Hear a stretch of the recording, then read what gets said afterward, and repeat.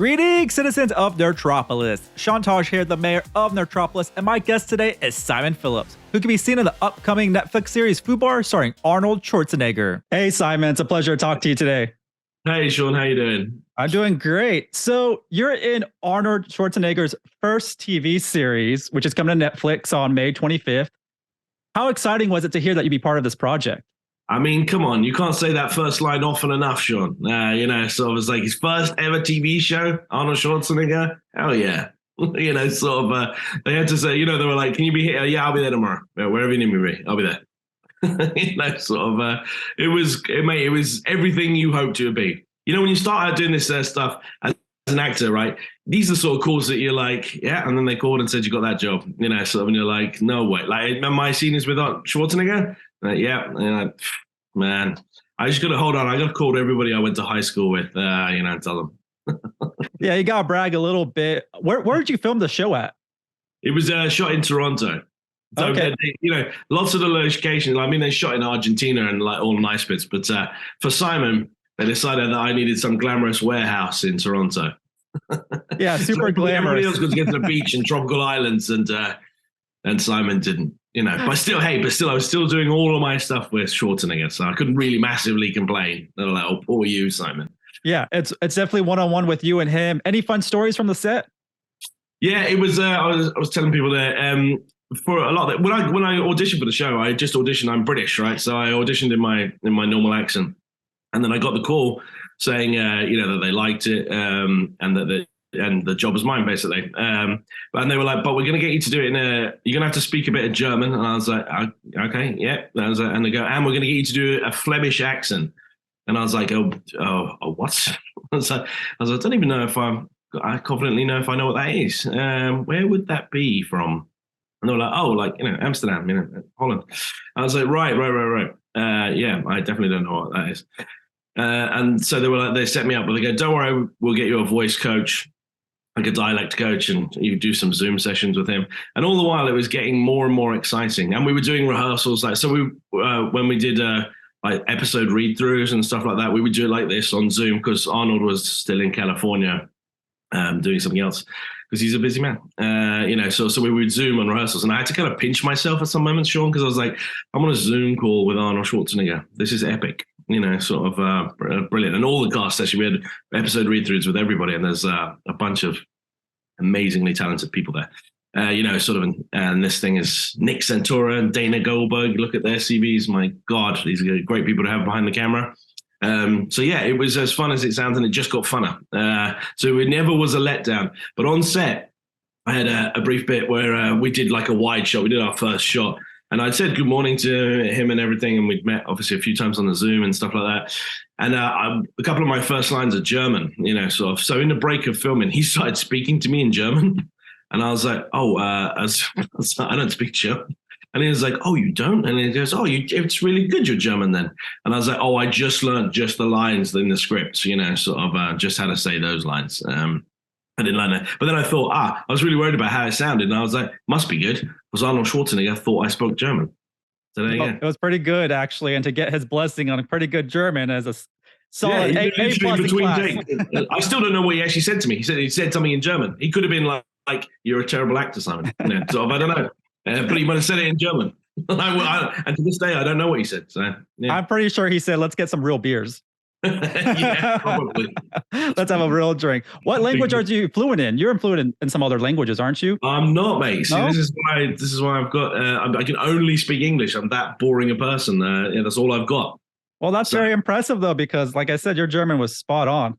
Yeah. Okay. Good. Right. Well, see, I couldn't speak to him. I had somebody help me with it, and I was like, that's it. But really, I don't really know what I'm saying anyway. They was like, yeah, but it sounds like you do. So I was like, well, that's acting. That's acting all over. I don't really know what I'm saying. I just sound like I know what I'm saying. Yeah. How do they pitch the show to you other than saying, this is Arnold's first TV show? How do they pitch it to you? Mate, there's no need for them to pitch it when they say it's Arnold Schwarzenegger's first TV show. You're like, hell yeah. No, I loved it. I mean, it was, what's not to like? I mean, to me, it's just such good fun. I tell you what I like when I read it as well. It was, it's action, but comedy. So I like the two things, it reminded me of like, True Lies a bit, sort of and stuff. He because he's that CIA guy there as well. But it had that elevated comedy, and I really love that because I was like, good. Some of these action things are taking themselves too seriously lately. There's this, I'm going to be this dark, gritted, bearded guy, and I'm coming back. But it's it forgets that it's just a show. It's just a TV show. Like sort of have some fun with it. Sort of. I think that's missing sometimes. Not in this. This is great. Yeah, it's a super light show. It's really fun. It's super exciting to see the great cast, like you mentioned, and then led by Arnold, which is fantastic to see him back in the spotlight. Yeah, but was he back in the spotlight? He never left the spotlight, did he? He's always doing something. But he's consistently doing things. I was thinking, like, people are like, he looks good, and you're like, why he looks good is we've sort of we've seen him age. Like he's 75 years old or he's 74 years old or something, but we've seen him age because he's been constantly famous, sort of. It's not like he went missing for 20 years and then go, God, what happened to him?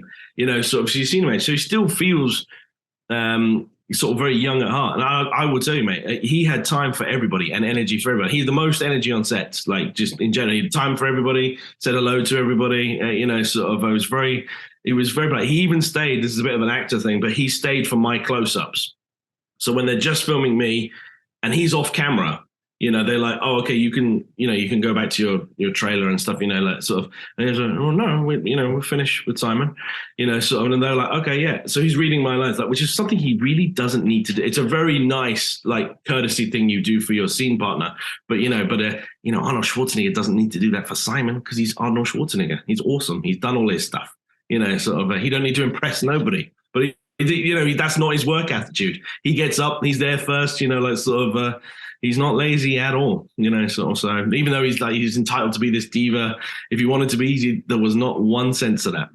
No, that's very true. Definitely, that's right. Really not back in the spotlight, but per se back in front of the camera, for giving us some entertainment. It's been a while since he has given us, a performance on screen for us. So it's super exciting to see that. I've met him before out here in Texas. He's definitely an awesome guy, loves his fans, very personable. Just like you mentioned on set, I feel like that's exactly how he was when he met all his fans out here at a local convention. So he's really great. You got a favorite Arnold movie? What's your top two, maybe top three? Man, I mean, I've got to put the Terminator in there. I'm gonna start with T2 as well. Sort of, I like both, but Terminator 2 is one of those rare examples of a sequel that was better than the original, and he got to flex a bit more in that stuff. And then I'm gonna go Predator after that. Sort of. I have some guilty pleasures by that. I mean, I love Kindergarten Cop, and I don't really know why. I just do. Sort of. Some of it is still hilarious to me. I don't know why, but it is. Yeah, I just rewatched Twins actually, and I was like, this is actually a really, really funny movie. Very wild concept. So yeah, he has such a great slate of movies. And so that's what I'm saying. It's super exciting to see him back on the screen. And you've worked with a lot of big time action stars, to be honest. You worked with Bruce Willis. Let me tell you what I'm doing. No, go ahead. Willis, Jean-Claude Van Damme, Arnold Schwarzenegger. Someone somewhere, Mel Gibson, somebody somewhere needs to get me Sylvester Stallone. That's so funny because that's what I was going to follow up with is I think we need to finish you off with maybe season 2 of Tulsa King you should show up in maybe. I know.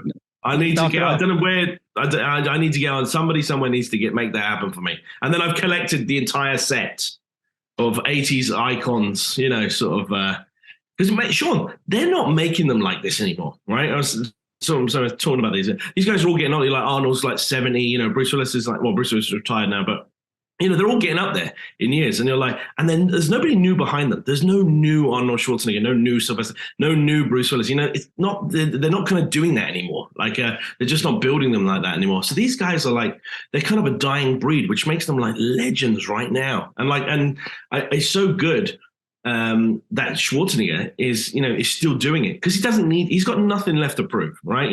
And then on this show, he just kicks ass. It's just like, absolutely, man, I hope have the same work attitude and energy that you do at 70. I feel tired now. I don't know if I'm going to make it, Sean. I think you will. You're working with all these legends. They should be rubbing off on you. So I think you'll be okay. That's my one hope is I stand near enough of them. Some of their magic falls onto me somehow. I don't know. Because I'm standing near them. Yeah. No, but like you said, Bruce Willis, Mel Gibson, Jean-Claude Van Damme, and Arnold. I mean, I love all of them. And I love even Sylvester Stallone. But I say I'm really jealous that you got to work with Jean-Claude Van Damme because he's actually my all-time favorite. I don't know why, but he just struck out to me throughout his career because I'm a big time Arnold fan, so Stallone and Willis, but Jean-Claude Van Damme, something about him is just so enamoring.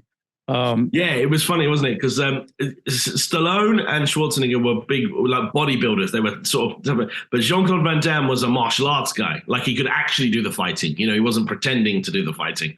You know, sort of. So that was sort of what makes it a little different. You know, with him, sort of. I mean, one of my favorite Jean-Claude Van Damme's is Time Cop. I don't know. I love it so much. I don't know why.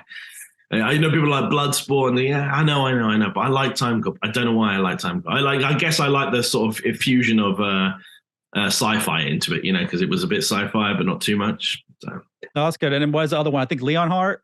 I think, yeah, I like that one a lot. That's one of my favorite ones. But no, actually, I also like Street Fighter. You know, his performance in Street Fighter. You know, Street Fighter gets a bad rap, and I was like, no, I like Street Fighter. Like, but I understand why people don't like it. But you're like, nah, I liked it. You know, sort of.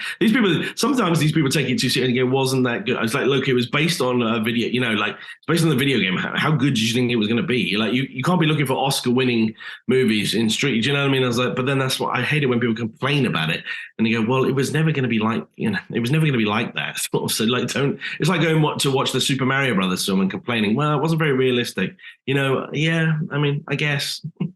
No, you're on point on that. And it's the 80s and 90s, and all we want is action-packed blockbusters. Just like Stallone just recently announced they're doing Cliffhanger 2.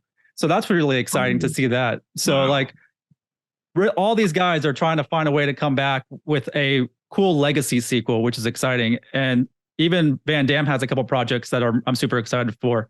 Yeah. I love Cliffhanger. That's why forget Tusking. I'm going to get into Cliffhanger. All right. Somebody needs to find me. Someone needs to get on the phone and find out where Cliffhanger 2 is happening. And I'll do that. There was a British guy in the first one. Yeah. And it might be in Canada again, where you just, it makes sense. There's a lot of mountains here. I don't know how we're not already doing this. Yeah. Get on that. And like you said, you worked with Willis. You know, how was he doing at that time? You know, recently he's had some, you know, unfortunate diagnosis and stuff like that, but you know, he's had a great career. So how was he like on set during that time? He was great. You know, again, he was another one of these guys, like, he had nothing left to prove by the time he was doing a movie with Simon. You know, sort of, he had nothing left to prove there.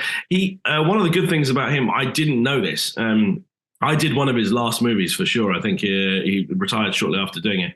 And people were kind of like, well, you know, Bruce was doing a lot of movies, so it feels like anybody could. He was like churning them out a little bit. And I was like, yeah, I mean, you know, okay, you know, I'm not sure what the complaint was there. He was working too much.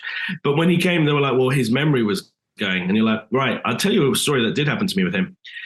When they were like, you can't improvise the scripts. And I love improvising, like just throwing random lines in. But they were like, you can't do that, Simon. The script is contractual, so you have to just keep to the script.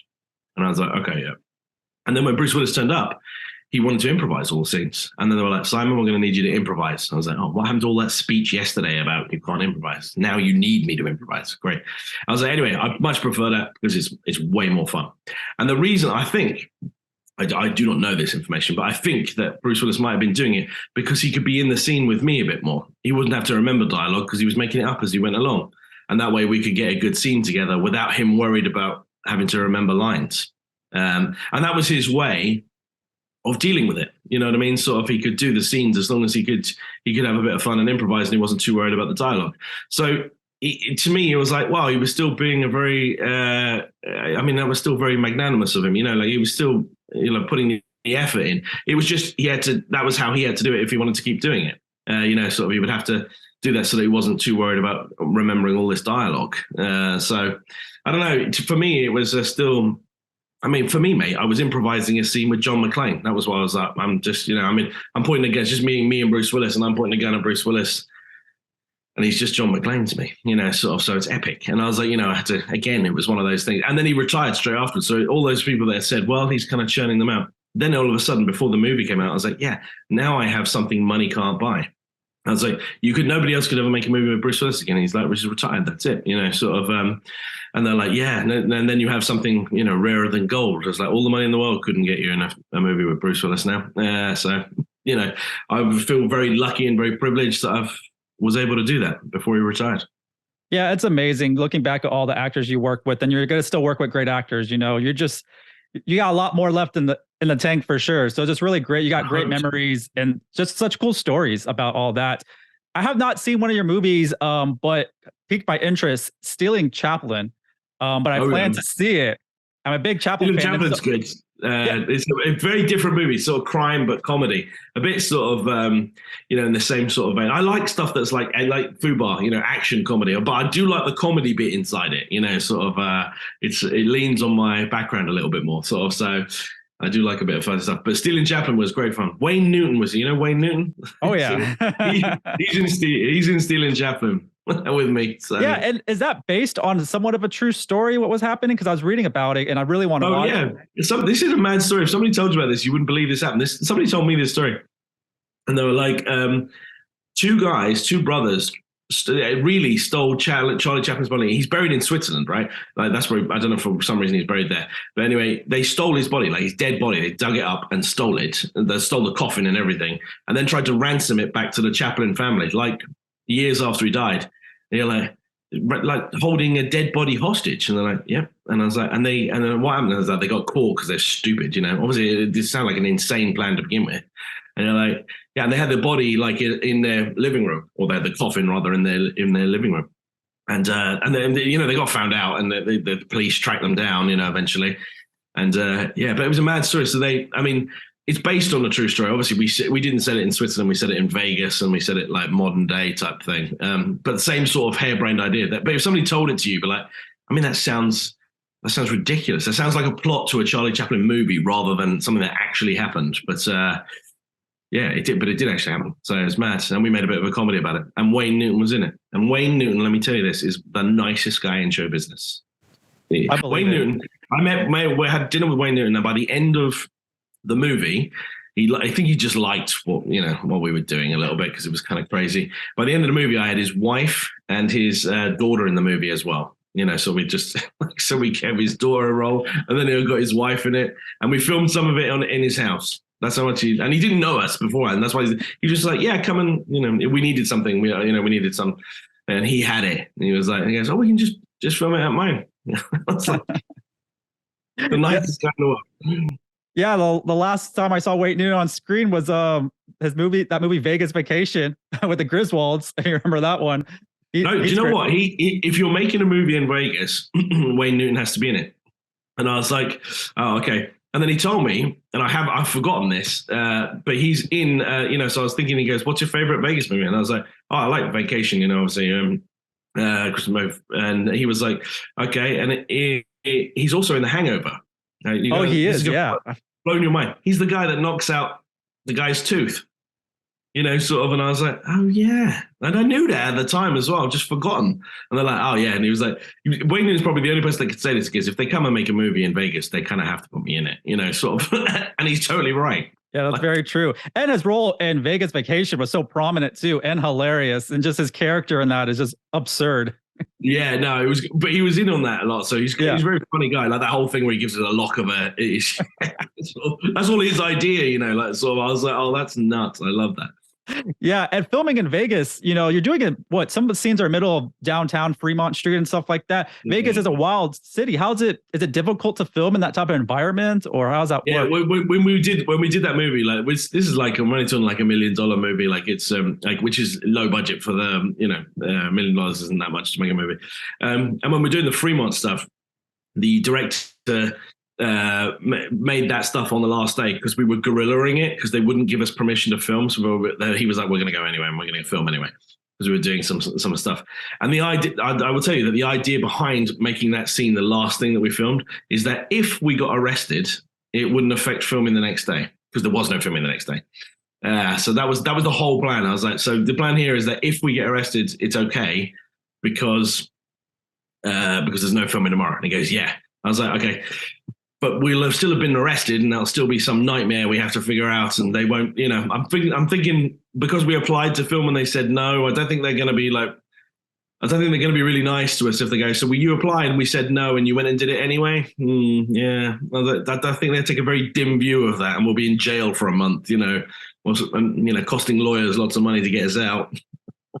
Yeah, and maybe that scene would have just like made in the film of y'all getting arrested somehow. Maybe a post credit, could have just squeezed it in if y'all got arrested. That's all it will be. Yeah. So So after this, what do you have going on? What other projects are you currently working on, or what's planning on coming out that you're in that you want to talk about? Well, the one thing I want to talk about is FUBAR coming out on May 25th. No, FUBAR coming out on May 25th on Netflix. So that's the big one right now for me. Although behind that, I've got a list of things. I keep looking over here, by the way. I've got a massive list of things from, I'm sure you've got this 5-page thing from Netflix about all the things I can't say about the show. I'm not even sure I'm able to say I'm in it. You know, I was like, I scroll down. Can I say that? But the next thing I'm in, I'm pretty sure I'm allowed to say this. No. All right, well, I'm going to say it anyway. Is I'm in The Witcher season 3, which is also a big Netflix show. I'm pretty sure I keep giving these bits of information away. The Netflix is literally going to turn up at my door, and and someone's going to kill me. No, that's hopefully out. We know that you're going to be in The Witcher, which is exciting. Unfortunately, last time for Henry to be The Witcher, he's got some other things he's got planned. But that's right. I didn't know that when we were doing the show, because they wrapped season 3, which is where I'm in, like ages ago, to be honest. So, and then all this information came out after they'd wrapped, I think. Yeah, what year did y'all film that season 3? Because I'm just curious of from filming to when it makes its debut. Last year?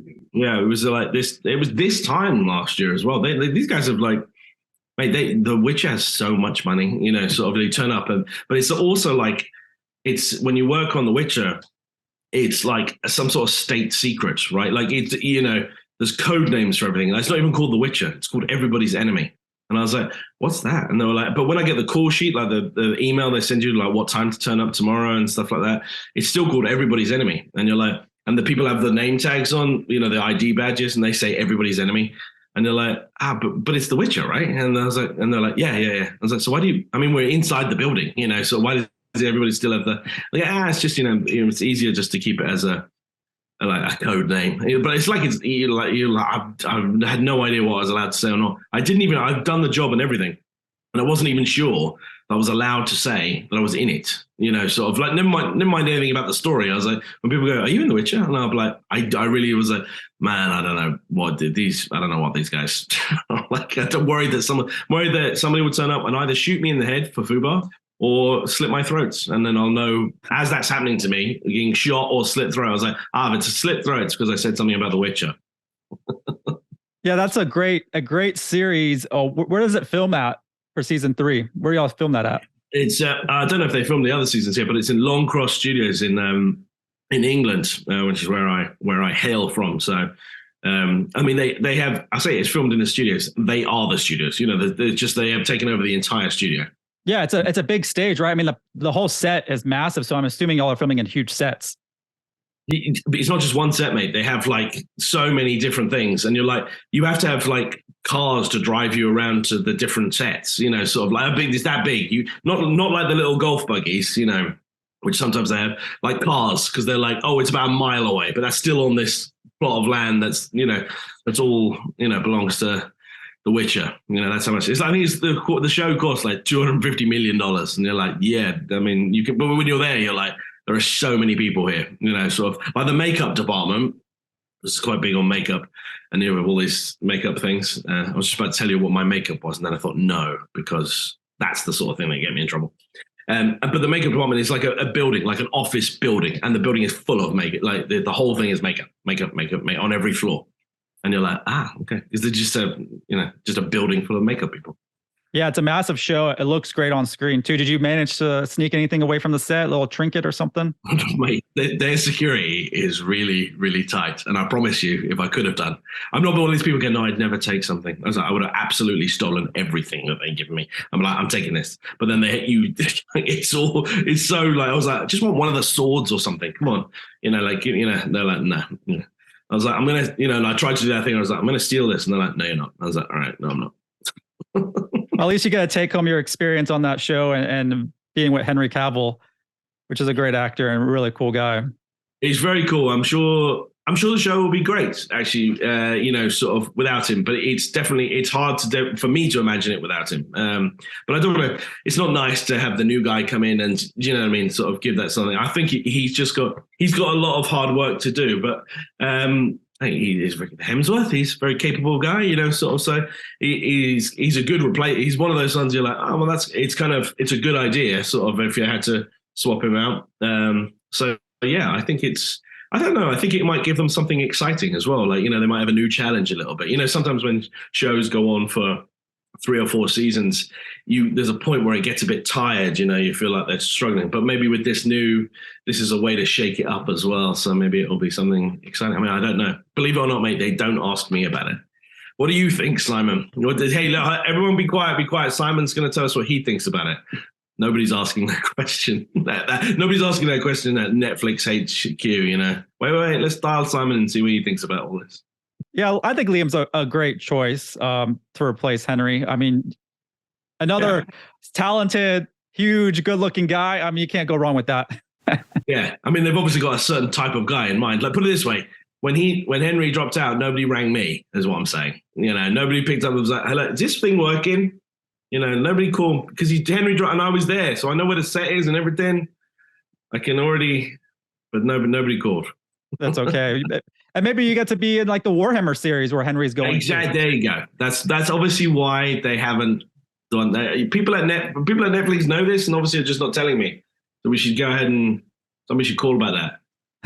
That's Netflix don't care about that. No, but until then, we got FUBAR May 25th on Netflix with, classic Arnold. It's excellent. Classic Arnold, his first TV show. Hell yeah. Absolutely. Love it. Love the whole thing. These guys, they just had, Nick Santora is great. He was the guy who put it all together. And Dana Goldberg, these people are so talented. But they knew what it needed. A lot of money, a lot of practical effects, comedy. And they just kept it light. And they're like, it's clear that they just gave these people like big checks and were like, have a lot of fun and blow some stuff up at the same time. And you're like, absolutely, sort of. And I think that's the way it was made. And it's definitely the way it came out. So good for them. Yeah, it's great fun. It's a family affair. Yeah, exactly. And it's really fun and looking forward to watching more episodes of it. But thank you, Simon. It was a great chat with you. And we'll see you in The Witcher in the summer. Thank you. Thanks, Sean. Cheers. Once again, this is Sean Taj, the mayor of Nerdtropolis, and stay tuned for more movie news, reviews, interviews, and trailers.